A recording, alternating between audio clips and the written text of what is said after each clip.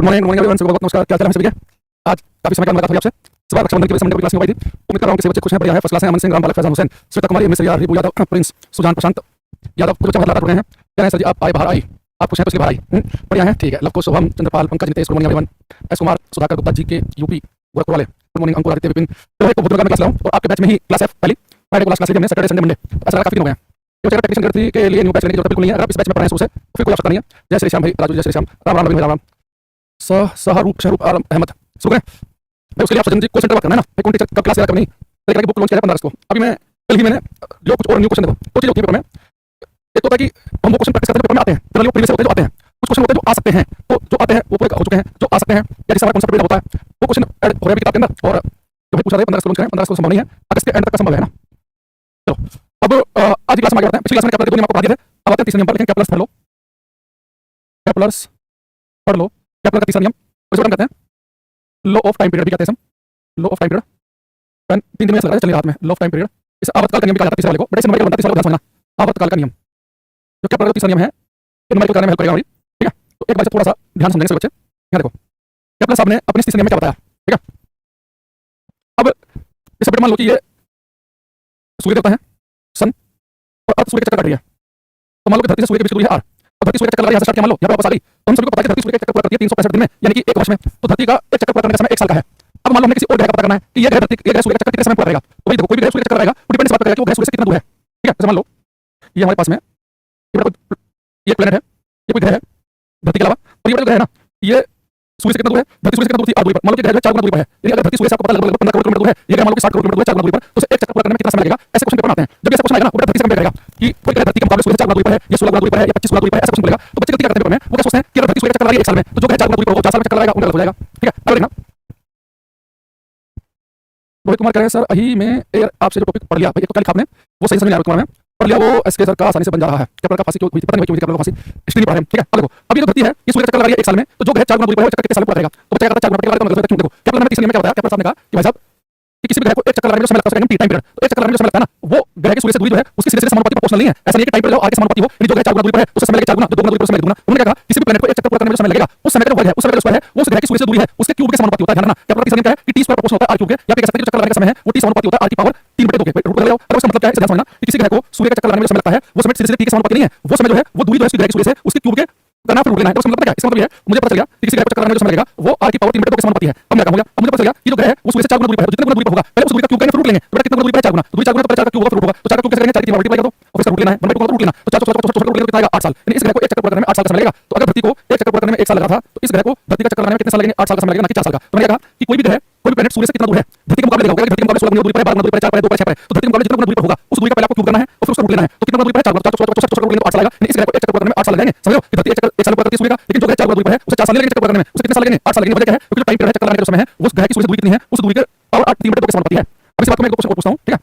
अब देखो अगर देखना, अगर मैं आपसे कहूं कि भाई ये मेरे पास में ये सूर्य है, सन और धरती माता है, धरती की जो सूर्य से दूरी है वो आर है। अगर पेपर में आ जाए कि एक ग्रह एक प्लैनेट एक ग्रह जो है एक प्लैनेट जो है वो 16 गुना दूरी पर है, तो उसे एक चक्कर पूरा करने में कितना समय लगेगा। जो ग्रह धरती के मुकाबले 16 गुना दूरी पर है उसे एक चक्कर पूरा करने में कितना समय लगेगा आपको करना है।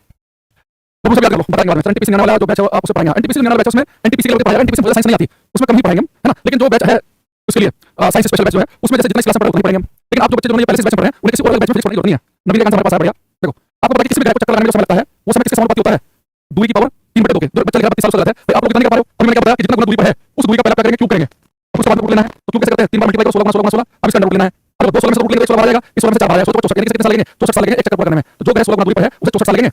इसमें सत्यवादी ने बताया सही, अंजलि मोहन ने बताया, देव ने बताया, देव जाट ने, सुनील कुमार ने, सुधाकर गुप्ता ने, वो सब क्या गुजारी की है। उन्होंने सोचा कि पिछले वाले केस में जो ग्रह 4 गुना दूरी पर तो 8 साल लगे थे तो उसे डबल कर दिया खाली। अरे भाई यहाँ पे टी जो है वो 2 आर के समानुपाती नहीं, जितना दूरी आप उसका डबल कर रहे हो। यहाँ पे जो टी है वो दूरी की पावर 3/2 के समानुपाती है, पहले क्यूब करना है फिर रूट लेना है। इतना सिंपल है कि पहले क्यूब करेंगे फिर रूट लेंगे। तो फायदा संख्या 32 साल का बिल है। प्राची प्रशांत सनी एक सनी कुमार का ठीक है। तो एक क्वेश्चन आपको दे रहा हूं, इस बार मत करना। ये हमारे पास में सूर्य है, ये अर्थ है, धरती सूर्य से आर डिस्टेंस पे है, एक ही कोई ग्रह है, ये कोई प्लैनेट है। इस प्लैनेट की दूरी सूर्य से धरती के मुकाबले 25 गुना दूरी पर है, धरती का आर दूरी पर 25 गुना दूरी पर है। तो इस ग्रह को एक चक्कर लगाने में कितने साल लगेंगे आपको बताना, 25 गुना दूरी पर है। जो 25 की डिस्टेंस पर है उसे एक चक्कर पूरा करने में कितना समय लगेगा। तब तक मैं कुछ ढूंढ रहा हूं, पीडीएफ ढूंढ रहा हूं मैं, याद करो।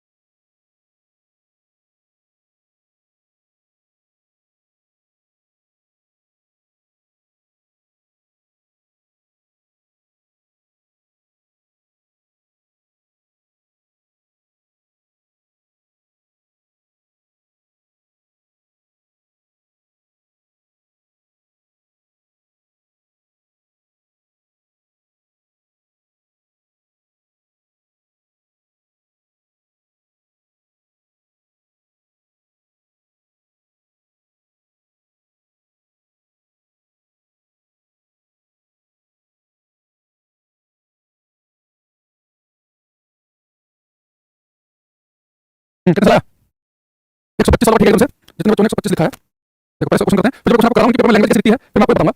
देखो आपसे कहा उसने कि जो ग्रह है वो 25 गुना दूरी पर है, तो पता है कि टाइम जो है वो r की पावर 3 बटे 2 के समान होती है, तो दूरी कितनी है 25, पहले 25 की पावर करेंगे 3 फिर रूट ले लेंगे, तो 25 की पावर 3 करने लगे 25 गुना 25 गुना 25 फिर इसका रूट लेना है, तो 2 25 में से 25 बाहर जाएगा और 1 25 में जाएगा 5 बार, तो 25 पंजे 125, तो जिन बच्चों ने कहा कि 125 साल लगेंगे उन सबका एकदम ठीक है 125 ईयर्स, ठीक है 125 साल बिल्कुल ठीक आंसर सभी का सही है। एक बच्चे 25 रूट 25 लेगा 25 रूट 25 लेगा तो 25 तो आपने मान लिया रूट 25 आपको पता है कि रूट 25 मतलब 5 होगा। क्वेश्चन नंबर 3 क्वेश्चन की प्रैक्टिस। अगर मैंने आपसे क्वेश्चन पूछे हैं अब इनके पेपर में लैंग्वेज कैसे मिलती है अब उस बात में है ना। अच्छा इसमें एक आधी है क्वेश्चन ऐसा, चलो कोई उससे काम चला लेना। देखो एक क्वेश्चन पहले ये वाला करो फिर हम आएंगे।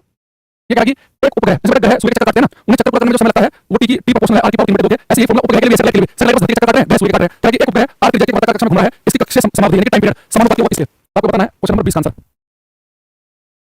देखो अब आपको बता कि किसी ग्रह या किसी उपग्रह को एक चक्कर पूरा करने में जो समय लगेगा उसकी समाप्ति होगी वो क्या है कि किसके समानुपाती होगी, तो जितना दूर है उसके पावर 3 बटे 2 के, तो आंसर क्या बनेगा हमारा सी ऑप्शन। वो एक क्वेश्चन पेपर में r क्यूब लिखेगा r क्यूब निकाल लेना, अगर पूछे कि t स्क्वायर किसके समानुपाती है तो बोलेंगे r की पावर 3 के, तो आपका आंसर होता है अगर कहता है कि समय अवधि का वर्ग t स्क्वायर किसके समानुपाती है तो r की पावर 3 लिखते हैं, उसने केवल समय अवधि पूछा t पूछा है तो t किसके समानुपाती होता है r की पावर 3 बटे 2 के, जो ध्यान रखना पेपर पेपर में समय अवधि का स्क्वायर पूछता है केवल समय अवधि पूछता है, तो टाइम पीरियड पूछेगा तो r की पावर 3 बटे 2 के समानुपाती, टाइम पीरियड का स्क्वायर पूछेगा तो r क्यूब के समानुपाती, तो ये फर्क समझना आपको। अभी जल्दीबाजी में केवल आप क्या कर दो r क्यूब पे टिक लगा जाओ, ठीक है। तो टाइम पीरियड पूछेगा तो मैंने कहा कि r की पावर 3 बटे 2 बताना है, देखो क्वेश्चन पेपर में आया हुआ है। इसने कहा कि किसी उपग्रह की कक्षा की त्रिज्या भू स्थिर उपग्रह की त्रिज्या की 16 गुना है तो उपग्रह की अवधि कितनी होगी, the radius of the orbit of satellite is 16 times the radius of the orbit of satellite, the period of satellite is, क्या कि एक उपग्रह है उसकी जो कक्षा की त्रिज्या है वो भू स्थिर उपग्रह की त्रिज्या की 16 गुना है। मेरे को देखो जो स्टेशनरी भू स्थिर उपग्रह से कंपेयर कर रहा है क्योंकि आपको पता है कि भू स्थिर उपग्रह एक चक्कर काटता है 24 घंटे में यानी कि एक दिन में, तो ये वाला कितने दिन में चक्कर काटेगा, तो आपको पता है कि टाइम पीरियड समानुपाती होता है r की पावर 3 बटे 2 के, तो कितना दूर है इसकी 16 गुना, 16 की पावर 3 बटे 2 कर लेंगे तो 16 गुना 16 गुना 16 इसका रूट लेंगे, 2 16 में से 16 बाहर आ गया 16 में से 4 बाहर आ गया तो 16 64 दिन, यहाँ पे डे आएगा आंसर पता क्यों आएगा, ये धरती से कंपेयर नहीं करा कि धरती की त्रिज्या की 16 गुना है तो धरती को 1 साल लगता है 64 साल, ये करा भू स्थिर उपग्रह तो भू स्थिर उपग्रह को चक्कर काटता है 24 घंटे में यानी कि एक दिन में, तो आंसर आएगा डे आएगा हमारा। देखो पेपर में वो दो ही तरीके से क्वेश्चन पूछेगा, या तो वो धरती से कंपेयर करेगा कि ग्रह धरती के मुकाबले इतना गुना दूरी पर है तो धरती से कंपेयर करेगा धरती को चक्कर लगता है 1 साल में तो जितना गुना दूरी पर होगा उसका एक आंसर आएगा हमारा साल में, अगर लेकिन वो धरती के अपेक्षा भू स्थिर उपग्रह से कंपेयर करे तो भू स्थिर उपग्रह जो स्टेशनरी मैंने आपको बताया था वो एक चक्कर 24 घंटे में लगाते हैं कि एक दिन में, तो भू स्थिर उपग्रह से कंपेयर करेगा तो आंसर दिन में आएगा, धरती से कंपेयर करेगा तो आंसर साल में आएगा, ठीक है। वो काम मिलेगी जब आगे बताऊंगा काम मिलेगी, ठीक है। अभी लॉन्च जब होगी सारी बात बता दी जाएगी, अभी नहीं हुई ना भाई सारी बात बताऊंगा मैं अभी जब हो जाएगी तब, ठीक है। तो 64 दिन आंसर आएगा इस क्वेश्चन का, ठीक है। उनमें से कोई और करने लगा आपका अभी इस वीडियो में से करने लगा कुछ नहीं है। चलो वापस आ जाओ एक बार दोबारा आते हैं क्या प्लस आपके नंबर दोबारा आएंगे तो कि मेरे टेस्ट प्रिंटिंग मिस्टेक है, बेटा टेस्ट प्रिंटिंग मिस्टेक नहीं है, धरती से कंपेयर होगा धरती को तो एक चक्कर करने में 1 साल लगता है तो धरती कंपेयर करेगा किसी ग्रह से, ये प्लैनेट धरती के मुकाबले इतना गुना दूरी पर है सूर्य से, तो धरती को 1 साल लगता है कितने साल लगेंगे वहां साल में आएगा, लेकिन कहेगा कि कोई सैटेलाइट कोई उपग्रह भू स्थिर उपग्रह के मुकाबले इतना गुना दूरी पर है तो भू स्थिर उपग्रह को लगता है 1 दिन तो उस उपग्रह को कितने दिन लगेंगे वहां साल दिन में, तो यहाँ ऑप्शन ठीक है हो सकता है कि 2 ऑप्शन साल के बना दे 2 ऑप्शन दिन के बना दे, या लगना कि 2 ऑप्शन बाहर कर सकते हैं, धरती से कंपेयर करेगा तो साल में आएगा और जो स्टेशनरी भू स्थिर उपग्रह से कंपेयर करेगा तो दिन में आएगा। गुड्डी का एग्जाम आ जाएगी पता जाएगी गुड्डी का एग्जाम पता भी नहीं है कब होगा कब नहीं, उसको सारा पंगा चल रहा है इतना इतने प्रोटेस्ट ये वो ऐसे चल रहा है सुधार के लिए, देखो एसएससी के चेयरमैन अंडर प्रेशर है इसमें उन्हें समझ नहीं आ रहा कि क्या बोले क्या नहीं, अरे बात है कि कम से कम हो सकता है कि झूठा हो या मान लो कि कुछ भी हो, लेकिन ये है कि ईगो वाला नहीं है जो सब पूछ रहे बता रहा है मान लिया कि हां भाई साहब हमारी गलती है, बस कि आंसर बचका नहीं रहा है, गलती की वजह पहली बार पेपर ले रहा है वेंडर ये हो रहा है वो बचका नहीं रहते हैं, पहली बार ले रहा है तो इसका मतलब है कि भाई आप हमारे प्रोसेस कर रहे हो तो वो कहते हैं कि मान तो आइए कि हां गलती हुई हमारे से सुधार करेंगे, एरोगेंट नहीं है ठीक है। बाकी इतने बड़े जो आईएएस सब पहुंचते हैं लोग यहां तक उन्हें पता होता है कि बातों में कैसे मैनिपुलेट करना है, डिप्लोमेटिक आंसर कैसे देने हैं, कैसे चीजों को स्पेसिफाई करना है, वो शांत कैसे करना है, वो चीज है ना। जैसे आपके भी घर परिवार में मान लो कि लड़ाई हो जाए झगड़ा हो जाए खेत को लेकर मकान को लेकर हम लोग चाचा बहुत बड़ा है और सब परिवार के बैठे हैं, अब दो बातों की मान लो आपकी बात कोई बात सही है आप यहां पे अब जैसे दोबारा से उनकी कहना सही है यहाँ हमारे से गलती हमने ज्यादा ओवर रिएक्ट कर दिया सामने वाला तुरंत यहाँ पे उसका पारा आ जाएगा, लेकिन दिक्कत क्या होता है हम जितने छोटे होते हैं जितना हमारा इस तरह होता है हमारे अंदर ईगो प्रॉब्लम ज्यादा होती है, हमें पता है कि हम साफ साफ गलत हैं लेकिन ईगो इतना क्लास करती है कि वो बंदा कभी जो है कहीं पाएगा इतनी हिम्मत नहीं पाएगा कि ठीक है ये बात आपकी सही है हम गलत हैं, बस आपका मामला होता है कि भाई आपस में जैसे खेत के लिए मकान के लिए लालच में आपस में सब फोड़ना दूसरे का वहाँ पे कल डाउन हो जाए सामने वाला देखना डाउन नहीं भी होगा कम से कम फालतू नहीं बोलेगा, उसे भी एक अंदर शर्म आएगी यार सामने वाला तो मान रहा है मैं कूद कूद बोलूंगा तो 4 आदमी मुझे समझेंगे तो वो चीज होती है। मैं आता हूं लोगों को चलो आगे आते हैं सर्कल डायग्राम क्वेश्चन नंबर 10 का शायद गलत दिया है मैं देख लेता हूं, कल जो 10th नंबर क्वेश्चन है वो क्या था उसके बाद में आपको मैं कुछ अभी आगे अलग चीजें पढ़ेंगे। एक ball of mass 2 kg moving at 5 meter per second hit a ball and bounce back with 3 meter per second change in momentum, change momentum होता है final momentum minus initial momentum, ठीक है। तो 2 किलोग्राम की गेंद है 5 मीटर पर सेकंड की जाती है 3 मीटर पर सेकंड से वापस आती है, तो M V minus M U M ले लिया common V minus U mass कितना है 2 किलोग्राम का, फाइनल जो वेलोसिटी है वो -3 ले लो क्योंकि वापस आए तो वेलोसिटी बदल जाएगी -5 तो -8 गुना 2 16 आंसर आएगा इसका, 10 दिया इसका आंसर 16 आंसर आएगा।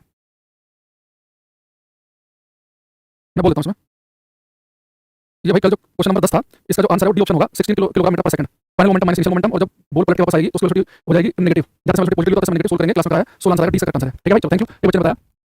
अब आते हैं यहाँ पे अब यहाँ पे क्लास के अंदर रोटेशनल मोशन स्टार्ट कर रहे हैं ना रोटेशनल, हालांकि मैं आपको पहले बता देता हूँ रोटेशनल मोशन घूर्णन गति अगर आपने 10th क्लास तक अगर साइंस पढ़ी है केवल आपको पता है 10th क्लास तक रोटेशनल मोशन नहीं हमारे सिलेबस में, तो रोटेशनल मोशन से पेपर में बहुत बड़े बड़े क्वेश्चन नहीं आते हैं, 10वीं क्लास तक है नहीं अगर बहुत सारे पेपर दो जैसे मान लो कि एग्जाम देने जाता है 10th क्लास की साइंस होती है 10वीं क्लास की साइंस है तो रोटेशनल मोशन से क्वेश्चन भी पूछ लेता है, आपने प्रीवियस में देखा बहुत क्वेश्चन आए हैं तो रोटेशनल मोशन से क्वेश्चन आता है लेकिन बहुत कॉम्प्लिकेटेड क्वेश्चन नहीं आएगा, लेकिन प्रीवियस बेसिक क्वेश्चन आते हैं बेसिक जानकारी है जैसे टीचर मान के चलता है कि जनरल साइंस का पार्ट आपको पता होना चाहिए आपसे पूछता है वो मैं आपको बताने वाला हूं, ठीक है।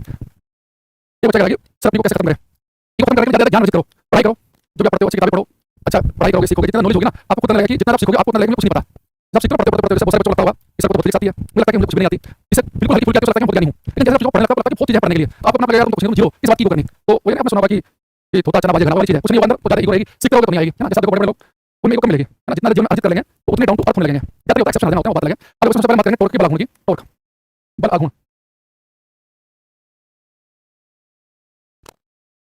इस मैं आपसे बात कहूं, यहाँ पर कुछ मैं रोटेशनल मोशन पढ़ाऊंगा ना, मैंने लीनियर मोशन से एक तरीके से कंपेयर करके चलूंगा, इससे आप इजीली रिलेट कर पाओगे, वो चीज को आप समझ पाओगे। देखो, अगर मैं आपसे कहूं कि भैया ये सड़क है, इसके ऊपर एक ऑब्जेक्ट रखा हुआ है, मान लो कि m किलोग्राम का, अगर मुझे इस ऑब्जेक्ट को चलाना है, इसकी स्टेट बदलनी है, ठीक है?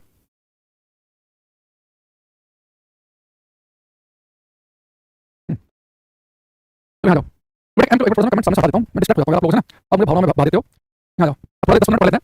ये मान लो कि m किलोग्राम की वस्तु एक सड़क पर रखी हुई है, अगर मुझे चलाना हो, उसकी स्टेट बदलनी हो, तो मुझे क्या करना पड़ेगा? आपको इस आपने बताया था कि स्टेट बदलनी है, रुकी वस्तु को चलाना है, चलती को रोकना है, स्पीड घटानी है, बढ़ानी है, इसलिए फोर्स बल की आवश्यकता होती है। फोर्स ही वो एक्सटर्नल एजेंसी है, बल ही वो बाह्य कारक है जो कि अवस्था बदल सकता है। तो इस रुकी वस्तु को आपको चलाना है, तो आपको फोर्स बल लगाना पड़ेगा। यानी कि लीनियर मोशन में रेखीय गति में किसी वस्तु को लेकर आना है, तो हमें फोर्स बल लगाना पड़ता है। आपको ये बात हमें पता है। अब आते हैं यहाँ पर, अब आप टॉर्क बल आघूर्ण क्या है? बल तो पता चल गया, किसी वस्तु को चलाने के लिए बल चाहिए, या चलती वस्तु को रोकने के लिए बल चाहिए, फोर्स चाहिए। तो किसी वस्तु को लीनियर मोशन में रेखीय गति में लाने के लिए बल की आवश्यकता होती है। लेकिन मैं आपसे कहूं कि मान लो कि ये एक छड़ रोड है, एक छड़ है, और मैंने क्या किया, यहाँ पर इसे कील गाड़ी लकड़ी की है, और मैंने यहाँ पे कील गाड़ दी, इसे फिक्स कर दिया वाला पॉइंट। यहाँ पर दिख रहा होगा, तो मैं अलग कर लेता हूँ, ये पॉइंट मैंने फिक्स कर दिया।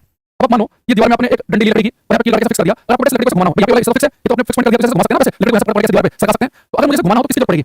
अगर मुझे किसी वस्तु को चलाना हो तो मुझे फोर्स बल की जरूरत पड़ती है, किसी वस्तु को घुमाने के लिए जरूरत पड़ती है टॉर्क की बल आघूर्ण की। बल आघूर्ण क्या है? अगर मुझे वस्तु को घुमाना है तो क्या केवल फोर्स ही इंपॉर्टेंट है कि मैंने यहाँ पे कितना फोर्स लगाया? नहीं, वो फोर्स कितना दूरी पर लगाया इस फिक्स पॉइंट से वो इंपॉर्टेंट है। अब दिमाग में सोचना सामने मेरे, अगर मैं यहाँ पर फोर्स लगाऊं, यहाँ पे बड़ी स्मूथली ये रोड घूम जाएगी, इस छड़ को डंडी घुमाना बड़ा आसान है, लेकिन यहाँ पे फोर्स लगाऊं तो दम से लगाना पड़ेगा। किसी वस्तु को घुमाते हैं तो घुमाने के लिए आप कितना फोर्स लगा रहे हो वो इंपॉर्टेंट है, लेकिन वो फोर्स जो है वो बल जो कितना डिस्टेंस पे लगाया जा रहा है फिक्स पॉइंट से वो भी इंपॉर्टेंट है। यानी घुमाने के लिए खाली फोर्स इंपॉर्टेंट नहीं है, वो फोर्स फिक्स पॉइंट से किस डिस्टेंस पे लगा वो भी इंपॉर्टेंट है। दूसरी चीज, ये जो फोर्स लगा रहे हैं ये किस एंगल पे लगा रहे हैं ये भी इंपॉर्टेंट है। आपको सोचो, आपने यहाँ पे एक रस्सी बांधी, आर दूरी पे आपने एक रस्सी बांधी, और रस्सी बांध के ऐसे खींचा डंडी को, और एक जगह पे रस्सी बांध के ऐसे खींचा 90 डिग्री एंगल पे, तो बड़े स्मूथली वो 90 डिग्री एंगल लगाओगे ना, बड़े प्यार से डंडी ऐसे घूमेगी नीचे को, लेकिन किसी एंगल पर घुमाओगे तो लगेगा। यानी किसी वस्तु को मुझे घुमाना है तो वहां पर तीन चीजें इंपॉर्टेंट है। तीन चीजें कौन सी इंपॉर्टेंट है ध्यान सुनेंगे। अगर किसी वस्तु को मुझे घुमाना है वहां पर बेटा ये भी इंपॉर्टेंट है कि मैंने कितना फोर्स लगाया, ये भी इंपॉर्टेंट है कि फोर्स किस दूरी पर लगाया, और ये भी इंपॉर्टेंट है कि फोर्स किस एंगल पर लगाया। तो बेटा किसी वस्तु को घुमाने के लिए टॉर्क बल आघूर्ण, और बल आघूर्ण का फॉर्मूला क्या होता है? R F sine theta. यानी बल आघूर्ण में बल भी है, किस दूरी पर फोर्स लगाया वो भी है, और किस एंगल पे लगाया वो भी है। तो किसी वस्तु को घुमाने के लिए बल आघूर्ण चाहिए होता है, बल आघूर्ण यानी कि फोर्स कितना लगा, किस दूरी पर लगा, और किस एंगल पे लगा, ये तीनों फैक्टर चाहिए हमें। अच्छा दूसरी चीज, इसी चीज को अगर मुझे लिखना हो वेक्टर फॉर्म में तो इसमें लिखेंगे R vector cross F vector.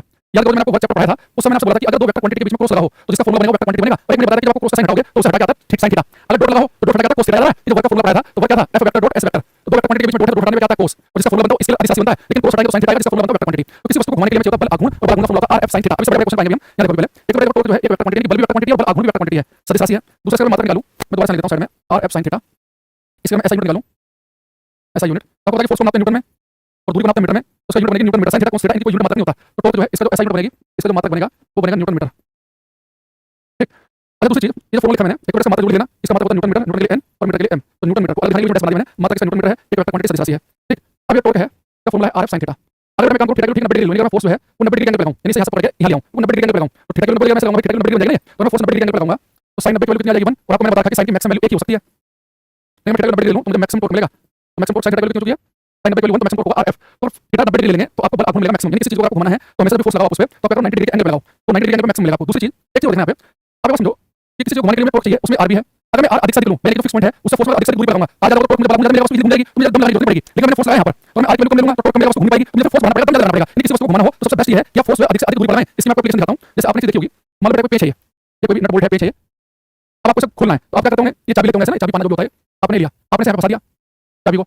अब आप इसे घुमाते हैं तो आपने देखिए हमेशा फोर्स बिल्कुल एंड में लगाते हैं, आप बिल्कुल एंड फोर्स लगाएंगे तो इजीली घुमा पाएंगे और इजीली पेच खुल जाएगा। अगर यहाँ पे फोर्स लगाएंगे नजदीक उंगली भी आपका दब जाएगी, उंगली को बंद करना पड़ेगा, क्यों? आपने फोर्स नजदीक लगाया तो आर की वैल्यू कम है, आर कम होगा तो जितना बल आघूर्ण चाहिए उतना बल आघूर्ण नहीं पाएगा। घुमाने के लिए आपको फोर्स लगाना पड़ता है। जब कभी आप चाबी से इस पेच को खोलते हैं हमेशा फोर्स दूर लगाते हैं। इसी तरीके से जैसे मान लो कि कोई पेच होता है घर में, उसे बिल्कुल पीछे से पड़ते हैं, तो पीछे से पड़े घुमाएंगे तो आसान रहता है, जितना आ जा रहा होगा घुमाने के लिए बल आघूर्ण उतना मिलेगा। इसका सबसे बड़ा एग्जांपल जो पेपर में आता है वो ये है कि हमारे घर में जो गेट है, जो दरवाजा है, कितना भारी गेट है हमारे घर में, आपने चीज देखी होगी, घर में जो गेट है यहाँ पे हिंज लगे हुए कब्जे, मतलब पक्के से लोग होगी, ये कब्जे लगे हुए हैं, नहीं इसमें कहते हैं हिंज, HING हिंज कब्जे। अब आप देखना आपके घर में जब भी आप दरवाजा खोलोगे तो बेटा इस लाइन या फिक्स लाइन इसके अब दरवाजा खुलेगा, इसका परिधि खुलेगा, तो हमारे घर में दरवाजा होता है कितना भी भारी कितना भी हल्का दरवाजा हो, आपने चीज देखी होगी हैंडल हमेशा कहां लगा होता है? बिल्कुल कोने में लगा होता है। हम क्या करते हैं हमारे घर में दरवाजा है, पहले तो कब्जे है, इन कब्जों का मिड पॉइंट ढूंढेंगे, कब्जों का मध्य बिंदु कहां पाएगा? मतलब आ गया, और इस मिड पॉइंट से अधिक दूरी पर हम क्या लगाएंगे? हैंडल लगाएंगे। क्यों? क्योंकि मैं हैंडल दूर लगाऊंगा, आर की वैल्यू लगाऊंगा बड़े आराम से घूम जाएगा। अगर मैंने बिल्कुल यहाँ पे दरवाजे के बीच में कहीं या कब्जों के नजदीक में हैंडल लगा दिया तो दिक्कत क्या आएगी? आर की वैल्यू कम कर दूंगा, टॉर्क मिलेगा, दरवाजा खुल पाएगा, तो मुझे फोर्स लगाना पड़ेगा, दम लगाना पड़ेगा। अभी अगर मैं आर की वैल्यू लगा दूंगा तो आर की वैल्यू लगा दी तो टॉर्क मिल जाएगा, तो फोर्स लगानी पड़ेगा। तो पेपर में क्वेश्चन आता है कि दरवाजों में हैंडल कहां लगा होना चाहिए? एक ऑप्शन कहीं लगा लो, ऑप्शन गलत हो गया, एक दरवाजे के बिल्कुल बीचों बीच गलत हो गया, एक पहले कब्जों का मध्य बिंदु ढूंढो, मिड पॉइंट, कब्जों का मिड पॉइंट ढूंढो, उससे अधिक से दूरी पर, अधिक से दूरी तो ये भी है, पर कब्जों का मिड पॉइंट नहीं है, तो यहाँ पे आप फोर्स लगाओगे 90 डिग्री एंगल बनेगा। तो क्या करना आपको, सबसे पहले क्या करेंगे, कब्जे हैं, फिर कब्जों का मध्य बिंदु, उस कब्जों के मध्य बिंदु से अधिक से दूरी पर लगाना है, दरवाजे के मिड पॉइंट नहीं लगाना, पहले कब्जों का मिड पॉइंट ढूंढेंगे, उससे अधिक से दूरी पर लगाएंगे, बड़े आराम से खुल जाएगा। तो अगर आपको दरवाजा इजीली खोलना है तो फोर्स हमेशा कहां लगाना चाहिए? दूर से दूर लगाना चाहिए, फिक्स पॉइंट से या फिक्स लाइन से। तो हमारे घर में दरवाजा है, उसमें हैंडल कहां होता है? कब्जों के मिड पॉइंट से अधिक से दूरी पर, दरवाजे के बीच में आपको हैंडल नहीं मिलेगा, कब्जों के नजदीक आपको हैंडल नहीं मिलेगा। आपको कोई भी चाबी पाना होता है वो थोड़ा लेंथ ज्यादा से फायदा क्या होगा, ताकि घुमाने के लिए टॉर्क मिल जाए, फोर्स कम से कम लगाना पड़े। इसलिए ट्रैक्टर होता है ना, ट्रैक्टर के पास के जो नट बोल्ट खोलने वाले जो पानी होते हैं वो बहुत लंबे होते हैं, तो तुम्हारा बहुत कम चाहिए तो क्या करता है, बहुत लंबे होंगे, तो एक तो काफी लंबे आ जाता होगा, फिर उस पे पैर होता है जो मैकेनिक होता है, क्योंकि उनमें बहुत ज्यादा टॉर्क चाहिए, तो आर भी चाहिए और एफ भी चाहिए, तो टॉर्क मिल पाएगा। इसलिए वहां पर डंपी पूरा लगाना पड़ता है, तो खाली आर बढ़ने से आप इतनी बात नहीं पाएगी, तो आर भी लगाना पड़ता है ट्रैक्टर ट्रॉली के नट बोल्ट खोलने के लिए और फोर्स भी लगाना पड़ता है। लेकिन दोनों जो चीजें हैं उनमें अगर आप आर ही बढ़ा देंगे तो कम फोर्स से बात बन जाएगी, फिर आपको ज्यादा जरूरत नहीं पड़ेगी। तो मुझे बताओ ये टॉर्क जो है किसी वस्तु को घुमाने के लिए चाहिए, ये समझ में आया?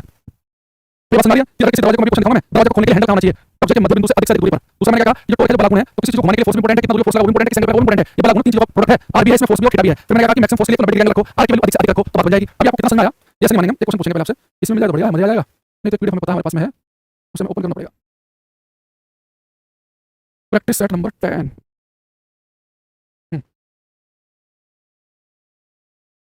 अरे किसने गलत किया ना, ऐसा मुड़ा बना वहीं जहां पर गलत आंसर दोगे बैठ के, बिल्कुल परफेक्ट सुंदर आंसर चाहिए एकदम, कोई कोताही नहीं।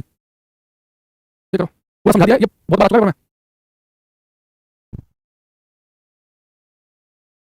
बोतल कैप खोलने के लिए कोई आप उसे घुमा थोड़ी ना है, वो तो वहाँ पे फंसा आपने, और वहाँ पे भी फिक्स पॉइंट के अबाउट आपको वहाँ पे भी क्या करना उसे, एक फिक्स पॉइंट के अबाउट आपको वहाँ पे उसे भी समझो खाना है, वहाँ पे हटो चाहिए, उससे भी थोड़ा सा बोतल का जो उसका लंबाई चाहिए भी ना, जैसे कैप है, ये कैप आपने यहाँ पे फंसा दिया इसे, तो वहाँ पे पिछले वाला पॉइंट फिक्स पॉइंट हो गया, इस फिक्स पॉइंट के अबाउट आपको उठाना है, वहाँ पे फोर्स आपको दूर लाना पड़ेगा बोतल ओपनर में भी, छोटा वाला बोतल ओपनर नहीं खुल पाएगा। दरवाजे के पास से खोलने के लिए हैंडल लगाना चाहिए, कब्जों के पास बिल्कुल गलत है, मिडिल में नहीं, अबे फ्रॉम मिड पॉइंट कब्जों से दूर बीच में, यानी कब्जों अबे फ्रॉम मिड पॉइंट यानी जो कब्जों जो मिड पॉइंट है कब्जों का उससे दूर, इंग्लिश में लिखा हुआ है अबे फ्रॉम मिड पॉइंट हिंज, यानी मिड पॉइंट है हिंज का उससे अधिक से अधिक दूरी पर, ठीक है, कब्जों से दूर, और फिर कहां पे कब्जों से दूर भी है, ये भी कब्जों से दूर लेकिन मिड में, यानी कब्जों से दूर यहाँ पे लगा दिया, कब्जों से दूर लगा दिया, तो कब्जों का मिड पॉइंट है उससे अधिक से अधिक दूरी पर, इन द मिडिल का चला के दरवाजे के बीच में, ये कब्जों का भी ऑप्शन, तो कब्जों का मिड पॉइंट है उससे अधिक से अधिक दूरी पर आएंगे ताकि एंगल 90 डिग्री का बने और दूरी का बने ज्यादा से ज्यादा, ठीक है, आंसर बनेगा हमारा इसका सी ऑप्शन।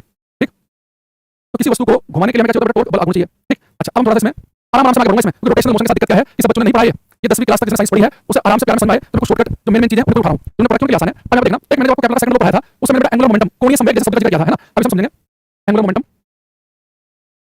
एंगुलर मोमेंटम कोणीय संवेग, इसके आप सिंबल जे या एल यूज कर सकते हैं जो आपका मन करे, लेकिन मैं समझाने के लिए मैं शुरुआत करूंगा लीनियर मोमेंटम से। ठीक है, रेखीय संवेग से देखो कंपेयर करके चलेंगे तो आसानी रहेगी समझने में। ठीक है, हाँ देखो अगर लीनियर मोमेंटम है इसे मैं कहा पी से, है ना, देखो रेखीय संवेग याद करो, अगर एक पार्टिकल का मास m है और उसकी वेलोसिटी v है, तो हमने लीनियर मोमेंटम बताया था मास इनटू वेलोसिटी, नहीं द्रव्यमान मेरा वेग की मल्टीप्लाई कर दें तो रेखीय संवेग बन जाएगा, उसका रेखा में चल रही हो, एक रेखा में चल रही है v वेग से, तो उसका संवेग था m इनटू v, ये सब याद होगा। लीनियर मोमेंटम रेखीय संवेग से 20 बार बताया है कि मास इनटू वेलोसिटी होता है। ठीक है, अच्छा अब यहाँ पर बेटा जो एंगुलर मोमेंटम है इसका जनरल फॉर्मूला क्या है, एक जनरल फॉर्मूला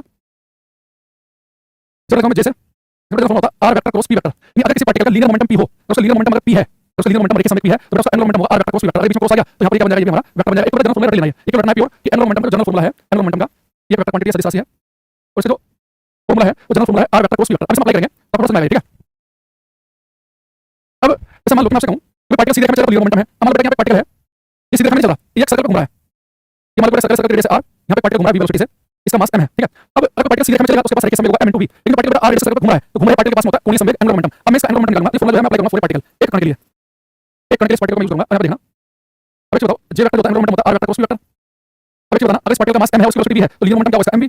ठीक, अब m है तो इसके अधिक राशि से बाहर निकाल लो, अंदर क्या बच गया r vector cross p vector, और आपको पता है कि जब r और v के बीच में क्रॉस हटाएंगे तो साइन आएगा, तो क्या बन जाएगा r v sin थीटा, और सर्कल में आपको पता है एंगल कितना बनता है 90 डिग्री का, 90 डिग्री sin 90 डिग्री हो गई, जो एंगुलर मोमेंटम आ गया वो क्या गया mvr। यानी मैंने क्या लिखा यहाँ पे ध्यान से समझना जो मैं बताना चाह रहा हूं, अगर एक पार्टिकल जो सीधे रेखा में चल रहा हो, सीधे रेखा में तो उसका लीनियर मोमेंटम होता है, उसका रेखीय संवेग होता है mv, तो पार्टिकल सीधे रेखा में चल रहा है तो उसका रेखीय संवेग mv, लेकिन पार्टिकल सर्कल में घूम रहा है तो उसका एंगुलर मोमेंटम mvr यानी r के साथ में, तो पार्टिकल सीधे रेखा में है तो रेखीय संवेग mv, और पार्टिकल रेडियस से घूम रहा है तो उसका कोणीय संवेग होगा mvr, यानी जो mv था वहां पे रेखीय संवेग यहाँ पे साथ में r भी आ गया कि जिस रेडियस से घूम रहा है वो इस रेडियस से घूम रहा है रेडियस साथ में आ गई, तो किसी कण का या किसी पार्टिकल के लिए तो किसी ये जो फॉर्मूला है ना, एक पार्टिकल के लिए है तो कोई पार्टिकल कोई कण अगर r त्रिज्या के सर्कल पे घूम रहा हो तो उसका कोणीय संवेग mvr होता है, कोई कण अगर सीधे रेखा में चल रहा हो उसका रेखीय संवेग होता है mv, तो यहाँ पे mv है अगर साथ में r भी देंगे तो कण का क्या जाएगा, ये कोणीय संवेग आ जाएगा mvr। अब आप देखना मेरे पास mvr है mvr, यहाँ से मैं इसका असाइनमेंट निकाल सकता हूँ, कोणीय संवेग की मास को नापते हैं किलोग्राम में, वेलोसिटी को नापते हैं मीटर पर सेकंड में, रेडियस को नापते हैं मीटर में, तो उसका मात्रक बनेगा kilogram metre square upon second. यानी कि अगर कोई कण भाग रहा है तो एक रेखा भाग रहा है तो भागते हुए कण के पास होता है रेखीय संवेग, तो रेखीय संवेग क्या है mv, लेकिन कोई कण भाग रहा है लेकिन वो सीधे रेखा में भाग रहा है r रेडियस से भाग रहा है तो भाग रहे कण के पास होता है कोणीय संवेग, तो कोणीय संवेग का फॉर्मूला होता है mv, यानी किसी कण किसी पार्टिकल के लिए है। ये मैं पार्टिकल की बात कर रहा हूं, किसी एक्सटेंडेड बॉडी की बात नहीं कर रहा, गोले की सिलेंडर की बेलन की बात नहीं कर रहा, एक पार्टिकल कण जो कोई पॉइंट के बराबर कोई पार्टिकल r त्रिज्या के सर्कल पे चक्कर काटा हो तो वो सीधे रेखा में चला, उसका रेखीय संवेग नहीं होगा, घूम रहे पार्टिकल के पास होता है कोणीय संवेग, उसका फॉर्मूला क्या होता है mvr। एक कण एक पार्टिकल के लिए फॉर्मूला है, और मैंने कहा यहां से मात्रक निकाल सकते हैं, मास को द्रव्यमान किलोग्राम में, वेग को मीटर पर सेकंड में, और आपको पता है कि रेडियस मीटर में, तो किलोग्राम मीटर के साथ मल्टीप्लाई मीटर स्क्वायर पर सेकंड, ये इसका मात्रक बन गया। दूसरा मैंने क्या बताया था, ये हमारी कैसी क्वांटिटी है, एंगुलर मोमेंटम वेक्टर क्वांटिटी है, और मात्रक जो इसका मैं देता हूं ऐसा यूनिट जो इसकी वो है किलोग्राम मीटर स्क्वायर पर सेकंड। ठीक, अच्छा ये मेरे पास किसकी बात हुई, एक पार्टिकल की, वो पार्टिकल अगर सीधे रेखा में चलेगा तो रेखीय संवेग रखेगा, रेखा में चलने वाले के पास रेखीय संवेग, लाइन में चलने के पास लीनियर मोमेंटम mv, लेकिन घूमने वाले के पास एंगुलर मोमेंटम कोणीय संवेग mvr, ये पार्टिकल पार्टिकल में कंपेयर कर रहे हैं। ठीक है, अच्छा दूसरी चीज अगर यहाँ पर अगर मैं प्योरली रोटेटिंग बॉडी लूं, एक बॉडी प्योरली रोटेट कर रही हो, जैसे मतलब मैंने क्या लिया एक सर्कल ले लिया, जैसे इलेक्ट्रॉन रोटेट करता है या अपने फुटबॉल से अपने उंगली में बचा दिया जैसे, तो एक प्योरली रोटेटिंग बॉडी हो उसका एंगुलर मोमेंटम कैसे निकलेगा, अब हम उसको पढ़ाएंगे। क्या लिखेंगे, for a purely rotating body, for a purely rotating body शुद्ध घूर्णन गति कर रही, शुद्ध यानी केवल रोटेशन कर रही हो, शुद्ध घूर्णन गति कर रहे पिंड के लिए और प्योरली रोटेटिंग बॉडी, तो इसका एंगुलर मोमेंटम कैसे निकलेगा, यहाँ देखो एंगुलर मोमेंटम होता है j, अब इसको हम क्या करेंगे लीनियर मोमेंटम से कंपेयर करेंगे तो बड़ा समझ जाओगे आप, लीनियर मोमेंटम क्या होता है मास इनटू वेलोसिटी। अब मुझे बताओ अगर कोई वस्तु सीधे रेखा में चल रही हो उसके पास होता है लीनियर वेलोसिटी, देखिए वेग सब मिल सकते हैं, वैसे बॉडी रोटेट करती है ना, पहले भी कर चुके हैं, रोटेट करने के पास होती है एंगुलर वेलोसिटी कोणीय वेग, सीधे रेखा में चलेगी रेखीय वेग भी, घूमेगा कौन सा होगा एंगुलर वेलोसिटी को समझ ओमेगा से, यानी यहाँ पे v आया लेकिन ये यहाँ पे क्या है ओमेगा, वहाँ पे क्या था रेखीय वेग, यहाँ पे कौन सा कोणीय वेग, लेकिन यहाँ पे m, यहाँ पे m कितना क्या आएगा, देखो अगर किसी वस्तु को सीधे रेखा में चलाना हो तो फोर्स चाहिए, फोर्स कब कम चाहिए, ज्यादा वस्तु को मास ज्यादा फोर्स चाहिए, मास में फोर्स कम चाहिए। अब मास क्या है मैंने आपको बताया, मास होता है कि मेजर ऑफ इनर्शिया जड़त्व की माप। अगर आपको याद किसी वस्तु का मास ज्यादा है, द्रव्यमान ज्यादा है, उसका इनर्शिया जड़त्व ज्यादा होगा, ऐसे वस्तु पर चलना रोकना मुश्किल होगा। बट कोई वस्तु होती है ना, वो अपने चलने रोकने का विरोध करती है, वो अपने चलने रोकने का विरोध करती है, उसका इनर्शिया और इनर्शिया डिपेंड करता है मास पे। ऐसे ही कोई वस्तु पर रोटेट करने का विरोध करती है। मान लो आपके हाथ में फोटो रखी है, सिर्फ घुमाना चाहे तो रोटेशन मोशन का विरोध करेगी, और रोटेट करने लगे तो रुकने का विरोध करेगी। कोई बॉडी अपने रोटेशनल मोशन में चेंज करने का विरोध करती है, उसे इनर्शिया कहते हैं। उसे कहते हैं मोमेंट ऑफ इनर्शिया जड़त्व आघूर्ण। यहाँ पे मास लेना आएगा आई, आई को बोलते हैं मोमेंट ऑफ इनर्शिया जड़त्व आघूर्ण। इसका डेफिनेशन मैं लिखूंगा, तब आप समझ जाओगे गेम क्या है। मोमेंट ऑफ इनर्शिया जड़त्व आघूर्ण, जड़त्व आघूर्ण। देखो खाली अपना इनर्शिया, इनर्शिया आप जानते हो, खाली इनर्शिया को भी इनर्शिया क्या जड़त्व है, कोई वस्तु अपनी अवस्था में परिवर्तन का विरोध करती है, अपने चलने रोकने का विरोध करती है, वो इनर्शिया होता है। लेकिन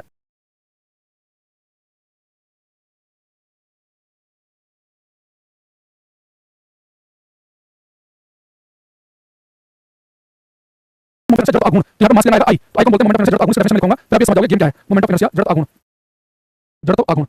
देखो खाली अपना इनर्शिया को, इनर्शिया आप जानते हो, खाली इनर्शिया को भी इनर्शिया क्या जड़त्व है, कोई वस्तु अपनी अवस्था में परिवर्तन का विरोध करती है, अपने चलने रोकने का विरोध करती है, वो इनर्शिया होता है। लेकिन मोमेंट ऑफ इनर्शिया क्या है, कोई वस्तु अपने रोटेशनल मोशन में अपनी घूर्णन गति में परिवर्तन का विरोध करे, रुकिए तो घूमने चाहिए, घूमिए तो रुकने चाहिए, रोटेशनल मोशन में चेंज का विरोध करते हैं, मोमेंट ऑफ इनर्शिया। चलने रोकने का विरोध करते हैं, वो इनर्शिया है। ये वस्तु चलने चाहिए, रुकने चाहिए, तो चलती और एक सीधे रेखा में चलने रोकने का विरोध करते हैं, वो इनर्शिया है। लेकिन रोटेशनल मोशन में चेंज का विरोध करते हैं, मोमेंट ऑफ इनर्शिया है। उसका डेफिनेशन लिखेंगे, रोटेशन आएगा। मोमेंट ऑफ इनर्शिया क्या होता है, the ability of an object due to which it resist any change, due to which it resist any change in its rotational motion. याद रखना rotational शब्द, in its rotational motion is called moment of inertia, is called moment of inertia. Hindi में लिखेंगे, कोई वस्तु किसी वस्तु के अपनी